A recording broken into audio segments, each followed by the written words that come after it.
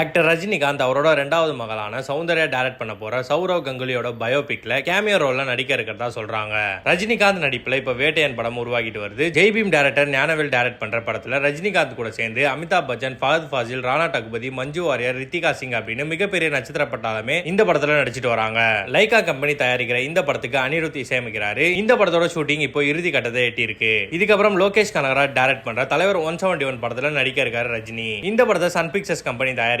இந்த படத்தோட ஷூட்டிங் வர ஏப்ரல் மாசம் ஸ்டார்ட் ஆக இருக்கு. அதே மாதிரி இந்த படத்துக்கும் அனிருத் தான் இசையமைக்கிறாரு. இது ஃபுல் அண்ட் ஃபுல் ஆக்ஷன் படமா உருவாக இருக்கு. இந்த படத்தோட ஆரம்ப கட்ட ஒர்க்லாம் இப்ப நடந்துட்டு வருது. இந்த நிலையில ரஜினிகாந்த் நடிக்க போற இன்னொரு படம் பத்தி தகவல் வெளியாகி இருக்கு. ரீசெண்டா ஆக்டர் ரஜினிகாந்த் பாலிவுட்ல தயாரிப்பாளரா இருக்கிற சஜித் நதியத்வாலாவை மீட் பண்ணி அவர் தயாரிக்கிற அடுத்த படத்துல நடிக்க கமிட் ஆகியிருக்காரு. அந்த படத்தை டைரக்ட் பண்ண போறது ரஜினிகாந்தோட இரண்டாவது மகள் சௌந்தர்யா தான். கிரிக்கெட் ஜாம்பவான் சௌரவ் கங்குலியோட வாழ்க்கையை மையமா வச்சு இந்த படம் உருவாக இருக்கு.